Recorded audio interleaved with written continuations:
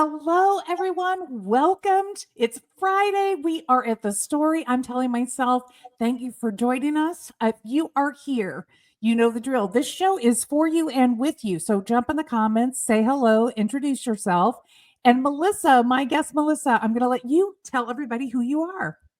Yes, I'm Melissa Robinson Hussain, so it's easy to find me if you use all three words in on LinkedIn. And I'm a personal and professional development coach, a positivity nerd, a Renaissance nerd, and I also teach professional development, and I'm a vocational consultant. And the tie through all of this is really just helping people experience success. I love that. And I know your heart. I know how committed that you are to that and how much it fills your cup to be in that business. But you are also an author of one of my favorite books from last year, Positively Triggered. And you're here to tell not just the story of the book, but the story behind the story about what was going on in your life and how you got to the place to decide to write Positively Triggered. And I get to say, I was sort of on the inside track a little bit of that with Melissa, which was pretty cool. Very happy that that happened. But tell everyone, Melissa, about why you felt compelled to write Positively Triggered. Yeah, thank you so much, Rita. And a lot of kudos goes to you for giving me the courage to write the book. I'd seen your books. We were in a class together. So thank you for that, for giving me the courage to make that leap. But the background is that in 2015, I went through a huge personal transformation. And it all started because I had started my own business, Renaissance Vocational Services. And I had built it up to the point where it was meeting my basic needs, but it was just stalled there. And I was really frustrated with myself. And one day I caught myself in a daydream instead of working. And I scolded myself. I'm like, Melissa, what are you doing? You have this opportunity to build this beautiful business, doing what you love, and you're dreaming. What is wrong with you? Why aren't you giving your best to this? And this inner voice just screamed, because I'm not at my best. And I realized. Wow. Okay. Wait, girl. We just got to stop right there. Welcome, Casey. If you're here and you're joining us, jump in the comments. Like, this is huge because I think many of us have had that feeling, but maybe not able to name it so clearly. Yeah. Right. This idea that we are distracted, daydreaming. And it's because we're not really finding the meaning and passion in where we are. So huge kudos to you, but to the people who are listening to this conversation, if that is you, stay with us. I'm going to let her tell you more, but I want you to just take a moment and breathe and really acknowledge the fact that you're okay. You are not the only one, and that you have options. You have options, my friend. Just hang in there. Melissa's going to tell you more about how she found her options. Hey, Ruth, thanks for joining us. Hey, Sonia, so glad to have you with us again today. Okay, I'm going to let you continue on. I'm sorry, but that was too big of a disclosure to just fly by. It had that kind of like eye-opening, like, whoa moment for me. It was the first time I admitted to myself just how bad and off track things had become in my personal life. I had poured everything in my professional life because I felt like that was the only thing I had control over.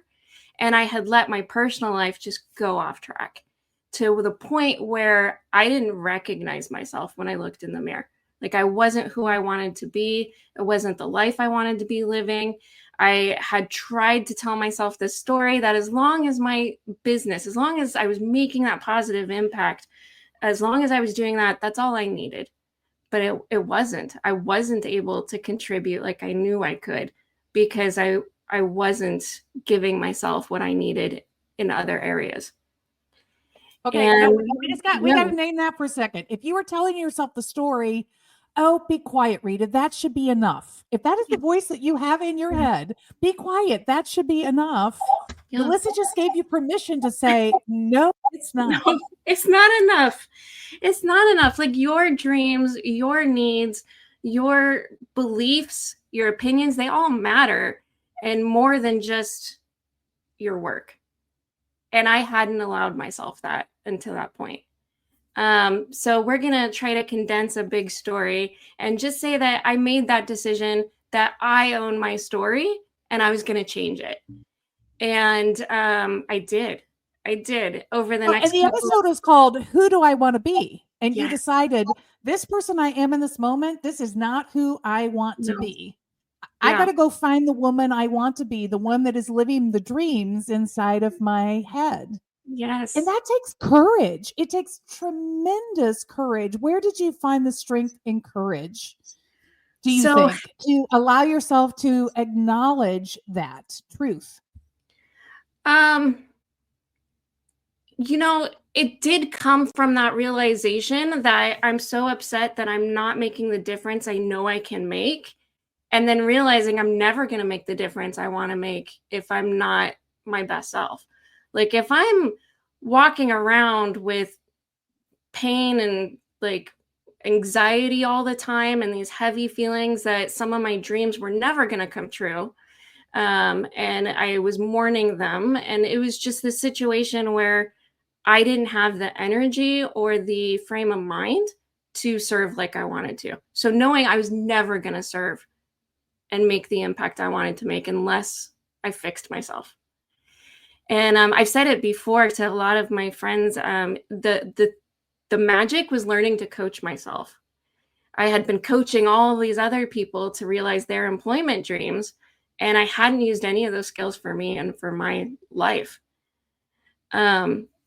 And now, so I'm going to say something here that might be unpopular, but I think it is worthy of saying. So, if you disagree with me, feel free, jump in the comments and disagree. But I just want to point out something, because when you said that, Melissa, and this is one of the things that has just always attracted me so much to you. I'm a huge fan of Martha Beck, the author, and I loved her book, The Way of Integrity. And it is exactly about what you were talking about when we are not in integrity, meaning that we are not in mental, emotional, and physical alignment, things go really wackadoodle. And for many of us women, the place that goes wackadoodle is in our bodies. Yeah. So if you're suffering from migraines suddenly, if you suddenly don't have any energy to get through the day, if you are having aches and pains in your body, it might be aging. It might be menopause or perimenopause. But here's the question you should be asking yourself, which is the one that Melissa asked, which is, am I who I want to be? What part of me is not who I want to be? Because if you choose, my friend, to take that journey, and Melissa's going to give you some amazing tools to help you get there, you might find that some of those things don't continue to haunt you the way they are today. Yeah. Thank you. Welcome, so Misha. Misha's going to be on the show in a few weeks. Welcome, Misha. Glad that you were here with us. I'm sorry. I keep interrupting you, but oh my God, they're so powerful, Melissa. It's so powerful. Well, one of the things that you just said is a perfect segue. So I was successful in completely rebooting my life and living in alignment with who I wanted to be and how I wanted to live. And friends who watched me with that transformation would ask me, how did you do this? And I thought it was because I am a huge Renaissance nerd, and I ran away to Florence, Italy for a week for that first initial boost of rebooting my life. And so I thought it was my love of the Renaissance. But it was later when I took a positive intelligence course with you, Rita, that I realized what really had been my success tool was having myself surrounded at all times about things that were constant reminders of who I wanted to be and how I wanted to live. They were my alignment triggers of like, okay, am I getting off course? This thing will come into my environment and remind me of who I wanted to be and how I wanted to live. And that's how I came up with this idea of those are positive triggers. I would get triggered to realign several times a day by just surrounding myself with things that reminded me of who I wanted to be and how I wanted to live. So that's and what I love about that is, look, triggered is triggered, but instead of focusing on the deficit side of trigger, you focused and amped up the positive side of trigger, right? So trigger isn't, oh gosh, here's the bad thing again. Trigger was like, oh, here's the reminder, realign, time to realign. And not beat yourself up and not, oh my gosh, you're a horrible person because you're out of alignment. It's like, oh, wait, let's just make a little adjustment here. Yeah. And this is something that you teach in your book, which is so beautifully written, that everybody can access, this ability to claim the word triggered and use it as these little realignment reminders. Yeah. Well, the word triggered is so powerful, but when we hear the word triggered, we think of intense emotions hitting us out of the blue, and they tend to be negative. Something and they knock us off course. They knock us off course. And something happens and it reminds us of a negative event. And all of a sudden we're right back there in the negative event. And it occurred to me that what I had done for myself was set up positive reminders all around me to help keep me realigned and give me that energy. And it was that same mechanism. It's like if-then programming. If I see this, then I feel and think that. If I smell this, I think and feel this other thing. And so by having and intentionally installing these positive if-then programmings, I was able to continually realign myself. Well, one of the most powerful things that we learned together when we did the positive intelligence course is the fact that we spend so much of our life operating on autopilot without thinking. Right. And so what I want to call attention to is this idea that this if then is, you said, think about this, right? So getting yourself off of the autopilot thoughts that were probably not very helpful and maybe even harmful, and instead choosing a different thought in that place. So give some examples to people of before and afters of what some of those triggers looked like for you. Yeah. So, I'm not so sure about before now. I don't know that I've changed negative triggers into positive triggers so much as like installed new positive triggers, but some of the most powerful ones. And I want to talk about this autopilot, because autopilot is natural. We're all on autopilot. We can try as much as we want to live more intentionally and more presently, but it's part of the way we function to be on autopilot. So what the positive triggers do is it installs positivity into our autopilot. When I see this, I feel this way. When I do this, or when I feel this way, I have this other reaction. Like it changes that autopilot to serve us better. And so here's some examples. So one of the most powerful triggers I have is this painting here above me. When I saw that painting, I had this like visceral reaction to her the first time I saw her, because she is intensely focused on her work. She's powerful and graceful. And when I researched who is this character, I found out she's a sorceress, and she's in the middle of transforming others. There's a bunch of weird, like there's a dog and some weird things in the background, and also some men in the far background. And what she's doing is she's undoing curses and restoring people to their original selves. And I just saw her and I thought, wow, I want to be like her. I want to be so good at what I do that it seems like magic. I want to be able to transform myself and transform others like she does. And so I bought this canvas of it and I hung it in my office. And now whenever I come into my office and I see her, it reminds me of the kind of coach I want to be, the kind of impact I want to make. And it's a really powerful trigger. And it helps me to... So can I just name here? Like, the other thing that could happen, and that probably happens to many of you, is you see something powerful like that, And what your automatic brain does is it says, you're not all that, man. You are just not even close. Yes, it's true. It's So true. you didn't intend to replace, but in ways we actually do, You're right. because we look outside of ourselves and we compare ourselves to other people and other environments. And most of the time, who shows up is our judge, gavel in hand, ready to declare how inferior Yeah, we are. it's true. And I think that the thing was, this was 2017 when I saw her, so it was 2 years after my initial reboot.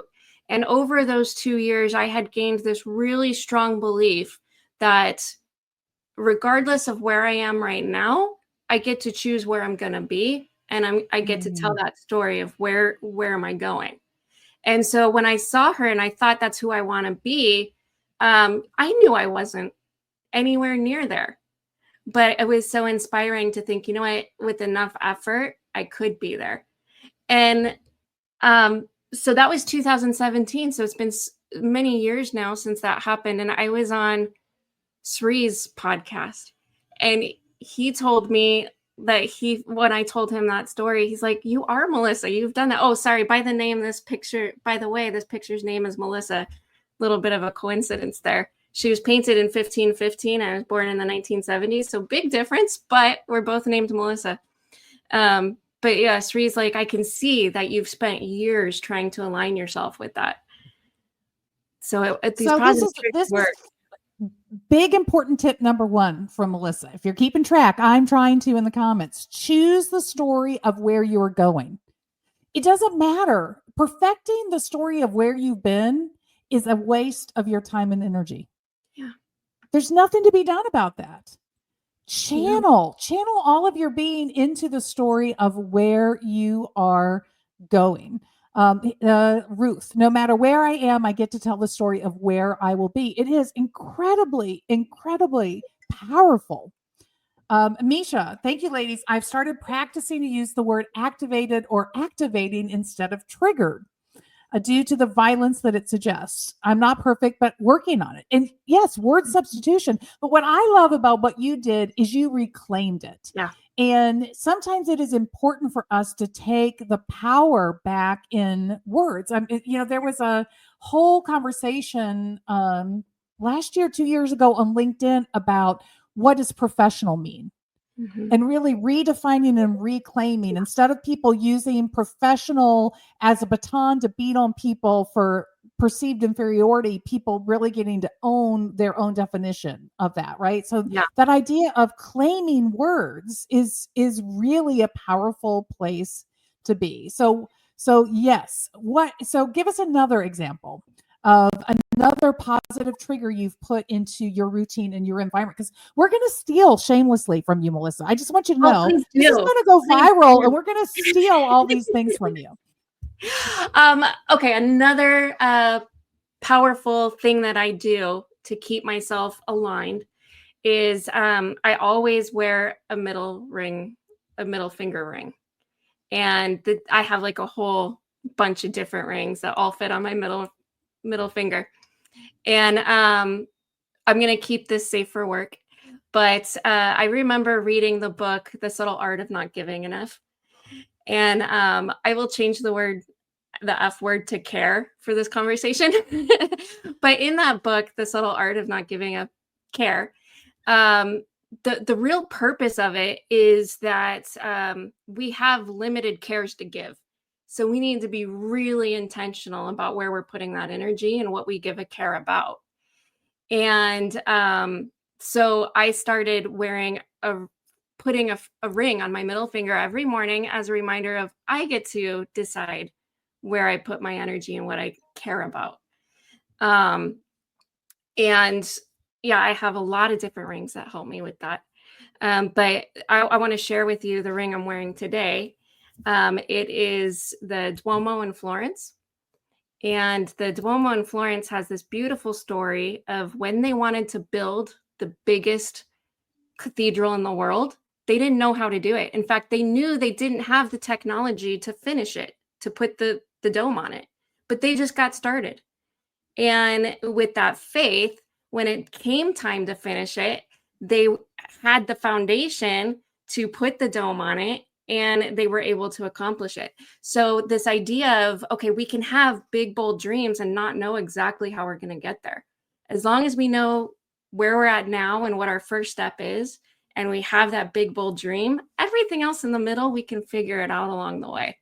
So I wear that middle finger ring sometimes when I want to remind myself to have big, bold dreams and not to worry about every step along the way. I'll figure it out when I get there. I'm just typing that in. You could build before you know, right? You don't have to wait for everything to be aligned. And you're getting so much love in the comments. I just love it. I've been popping them through. But so the middle finger, the ring it's a reminder when you look about it of where am I putting my energy? Where am I putting my cares? Yes. And it's funny. I have a very good friend. I got to have Joy on the show at some point. Joy, you got to find the show. You got to come in. We got to have a conversation. But Joy was one of my peer coaches early on in my career. And we were having this conversation at one point, and she was talking about the fact that like somebody cut you off on the commute into work. It just spoils your commute. You're just and you're in your car and you're driving, and as soon as it happens, then you're yelling at that person. You got this whole story going on in your head, and you spend the remainder of your commute, 5 minutes, 10 minutes, 20 minutes, however it is, allowing all of your energy to be stolen by that person in that car. Yeah. And she's like, why are you giving, why does that person deserve more of your energy? That's what your middle ring is about. It reminds right? me that every morning it reminds me to be intentional about that. And then it also, the specific ring that I choose will give me a secondary reminder. Today it's big, bold dreams. Maybe it's I have a promise ring I'll wear to remind myself to keep promises that I make to myself, because those are the hardest sometimes. We always like, oh, Yes. you know what? Yeah. So I'll have different things like that. But they work with my autopilot to keep me in the right direction. So surround yourself with these little signals that remind you who you want to be. You define what those are. They don't have to be the same for everybody. Oh no, yes. So in fact, what was one of the hardest shifts that you needed to make, and how long did it take you to figure out a trigger to help you with it? Great question. I think it's the middle ring finger. I think that's why I need it every day. That is something that I struggle with. For 38 years of my life, I was 35, 36 years of my life, I was a big people pleaser, yes, person. Didn't know how to say no, didn't know how to even know what my boundaries were, much less uphold them, And so another thing that the middle ring finger reminds me is one of my brothers does this thing where when he's feeling cheeky, he'll throw up the bird and he'll say, F you, I do what I want. I do what I want. And it's like in a joking way. And so that reminds me that, I need to check in with myself before I give everything away. Am I pouring into my cup before I pour into others? It's my cup runneth over. You got to fill in your cup and then you can fill in others. So I think that's the biggest shift. And it's something that I need constant realignment on. And that's why I have that particular trigger. I just love that. That's so good. It is so very, it is so simple, and yet it is so hard for us to do that for ourselves. What internal critic stories did you find yourself having to tamp down a few times as you were trying to give yourself permission? Because it's not like you flip a switch. I'm pretty certain it's not like you flip a switch. And I want to acknowledge that to our listeners who want to follow in your shoes. They want this powerful playbook you have But it's not a flip the switch. So tell us just a little bit more color commentary on what we might be up against in this journey of establishing our positive triggers and allowing them to transform us. Yeah, I think early on, the hardest thing and the heaviest thing was knowing that my making changes so that I could be who I want to be and live the life I want to live was going to hurt others. It was going to change their lives too. And the ripple effect. And that was really hard and it was really painful.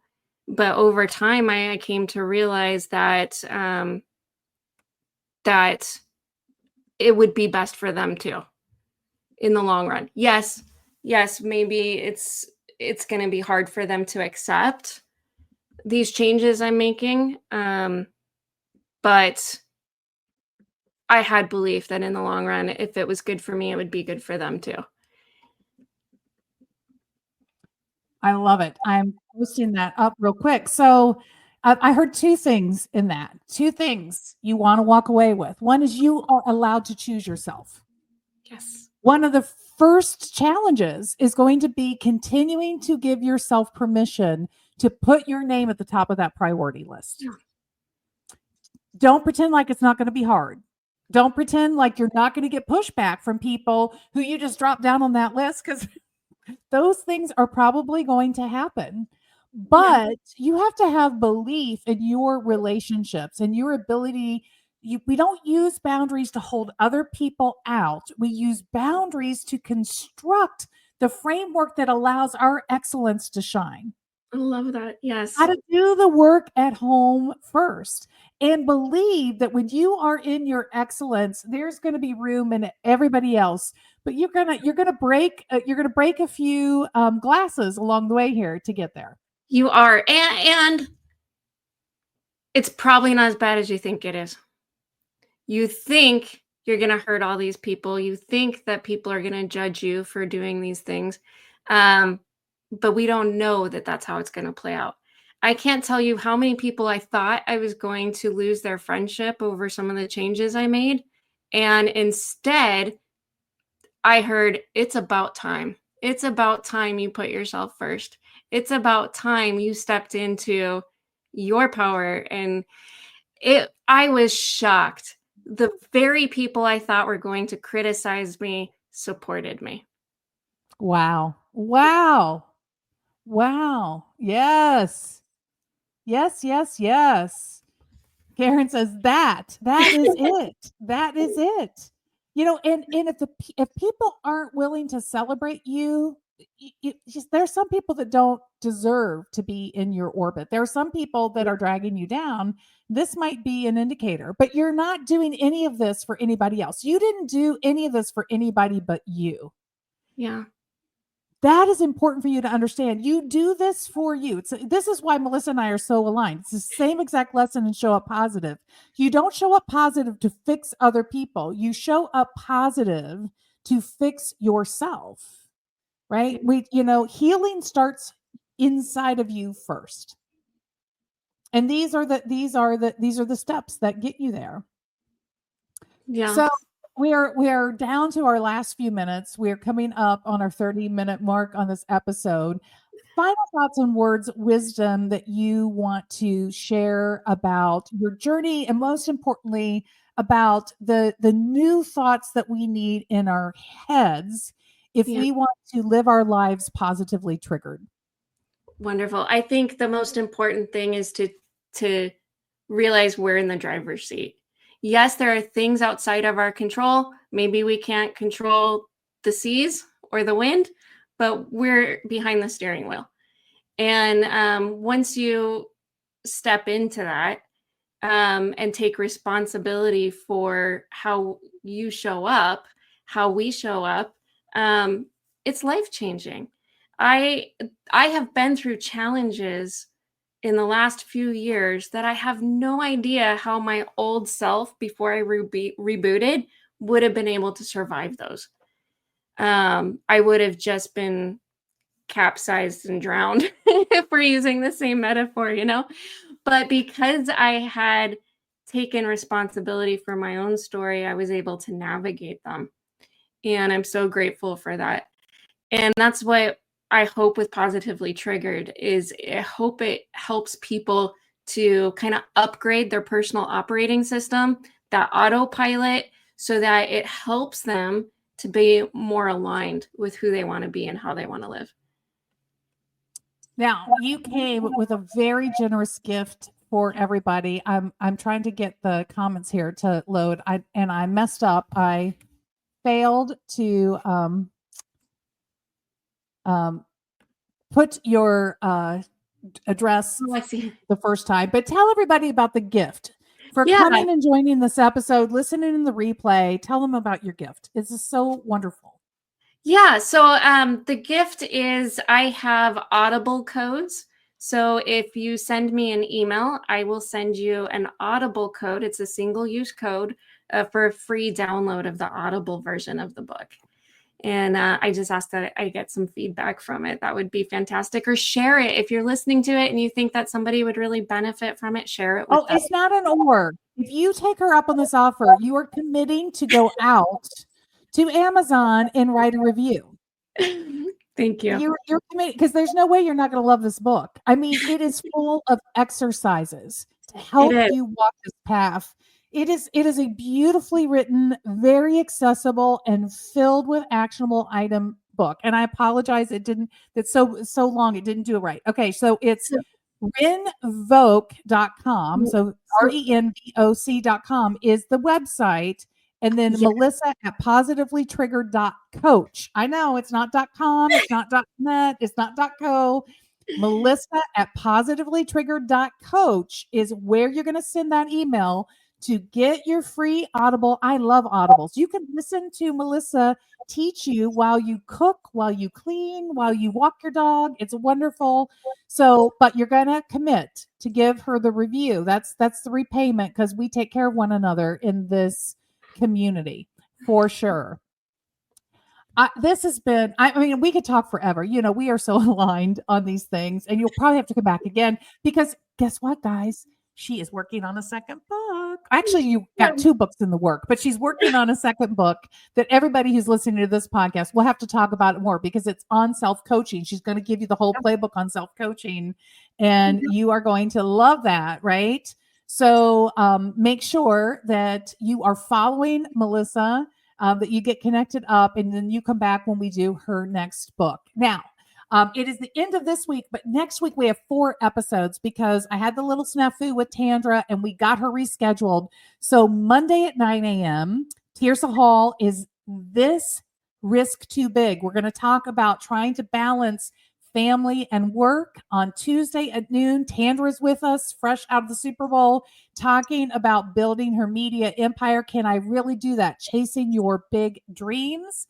On Friday at 2:00, Gary Spencer, who's in the house with us today, is with me, and he's going to talk about what if I pause, the power of choosing to pause, even in your professional life. His story is incredible. You're going to want to hear it. And then bonus Saturday at noon, Susan LaPlay Miller is with me, and we're going to talk about abandoning ourselves. Did I abandon myself? About being our internal pleaser, being addicted to pleasing other people, and how that causes us to abandon ourselves. And look, whether your pleaser is big or small in your life, it's harsh. That pleaser can be harsh. You're going to want to know this episode. So make sure that you got those 4 things Monday, Tuesday, Friday, and Saturday next week. We are back. And tell other people, come join us at the Story I'm Telling Myself podcast. Look, the comments are just pouring in. Anita, I needed to hear that. Great listen, because you are stellarly amazing, Melissa. Thank you for being my guest today. Thank all of you for joining us, jumping in the comments. If you're catching the replay, you got questions or comments, just hashtag replay, and Melissa and I are going to try to follow along on those and reply to you guys who are couldn't catch us live, but make it to the replay. It is Friday. Go celebrate tonight. I know Melissa and I are going to high five after this because this was an Just an amazing conversation. Have a great weekend. I will see you back here Monday, 9 a.m. Tirsa Hall. Funniest person in HR. You're going to love Tirsa. She's amazing. I'll see you then. Have a great weekend, everyone.